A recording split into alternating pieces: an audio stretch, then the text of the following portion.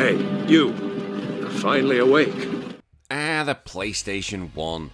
A console that blessed us all with legendary games like Final Fantasy VII, Metal Gear Solid, and Bubsy 3D. Bubsy 3D.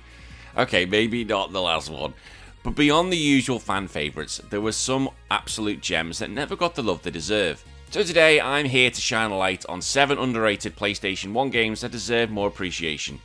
And if you want to hear more of me, Retro Wars is also a weekly podcast where we look at the old games we used to play back when we were kids. Right, let's jump into it, shall we? 7 underrated PlayStation 1 games. Tails Concerto.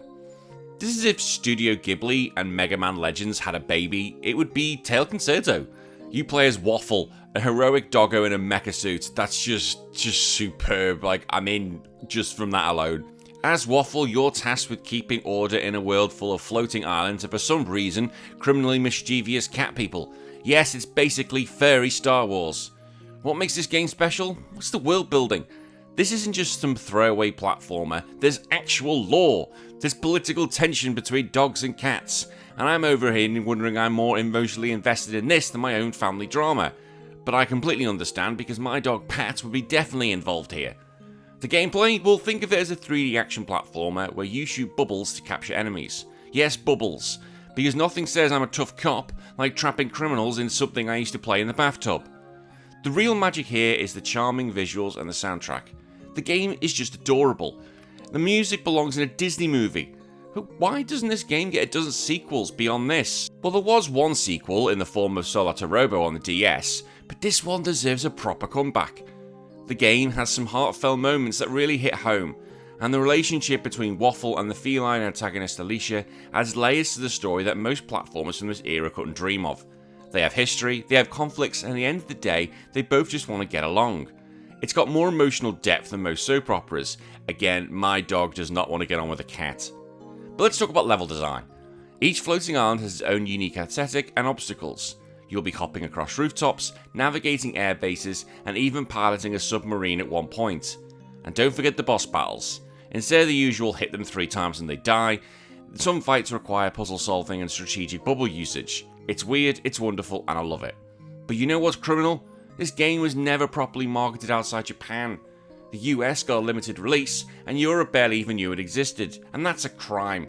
The world deserved more of Tail Concerto, and I will die on this hill, and let's be honest, it's a dog called Waffle in a mech suit. What more do you need? Hogs of War. War. Let's be honest, it never changes. Unless you replace all the soldiers with pigs, and then it becomes Hogs of War. The turn-based strategy game that dares to ask, what if World War I was fought by British pigs who sound like Monty Python characters? The game is basically Worms 3D before Worms figured out how to do 3D, except instead of worms you play as chunky pigs dressed as paratroopers, medics and bazooka specialists. It's a turn-based combat meets slapstick comedy, and honestly it's a miracle this game even got made. And done by the late great Rick Mayall, voices every character in the game, bringing that classic British comedy to charm.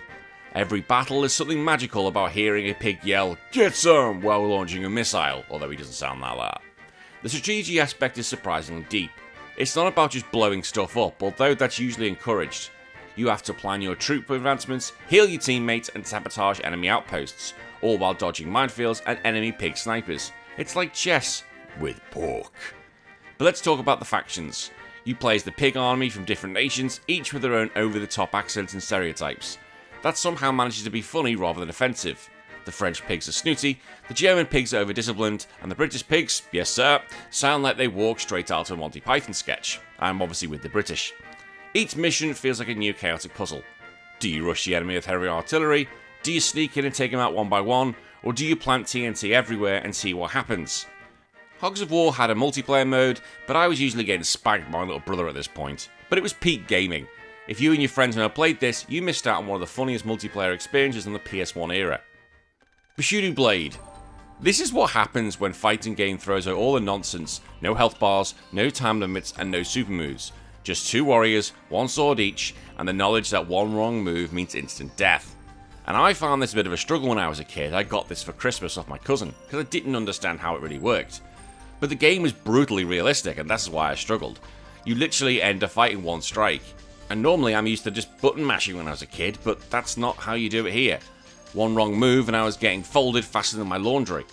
There's also a body damage system, so if you get slashed in the leg, you limp. If your arm gets hit, well guess what? No more sword swings with that arm.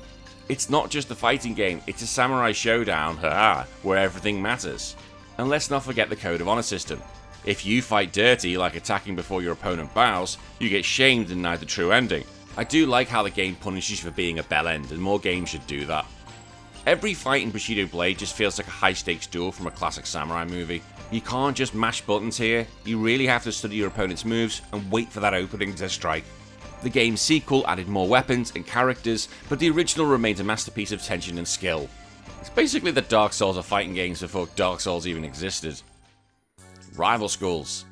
Now, rival schools is what happens when someone asks, what if Street Fighter had high school drama? And let me tell you, it's chaos.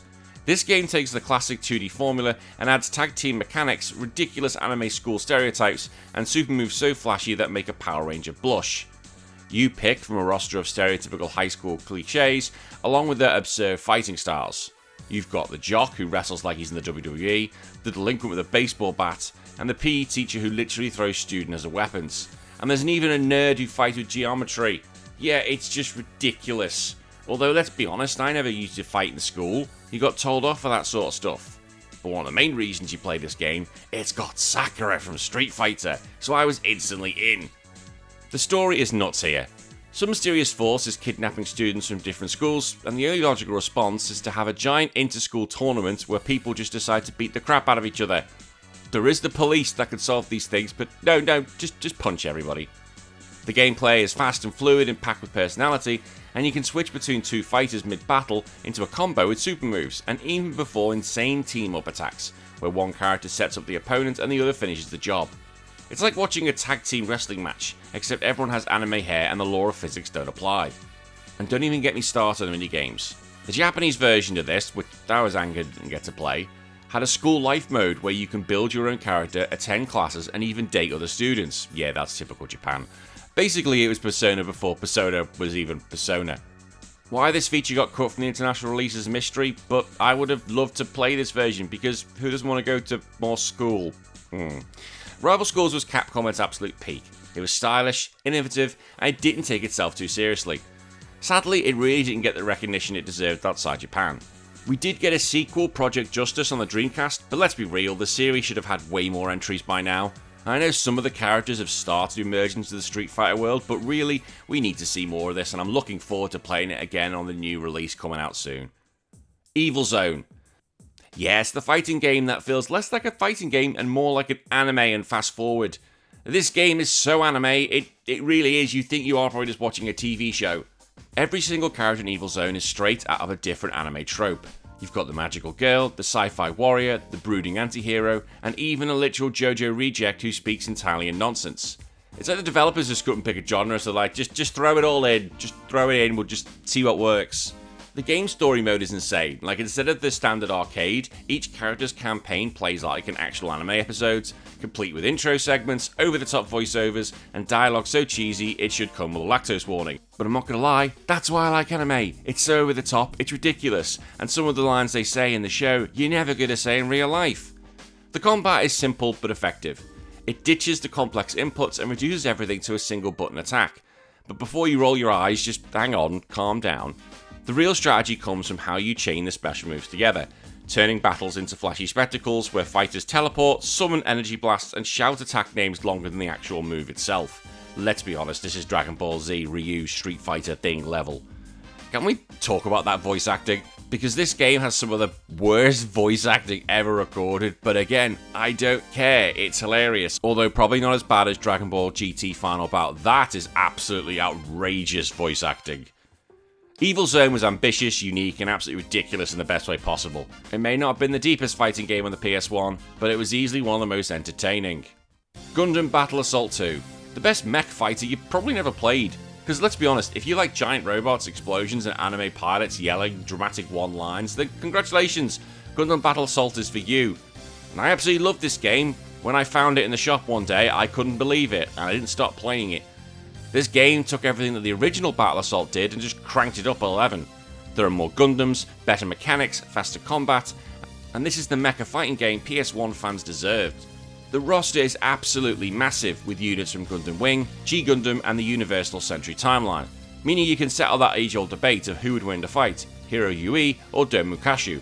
Spoiler alert, it is Hiro, because he has the Wing Zero custom, and I'm not gonna lie, it is him, although he's the only one who didn't come back for the voice acting, which is really annoying. The combat is actually surprisingly deep. Each Gundam has a unique weight, mobility, and a special move, making every fight feel different. Some units are fast and agile, the ball, while others are giant walking tanks that hit like a freight train. If you love fighting games and giant robots, then Gundam Battle Assault 2 is an absolute must-play.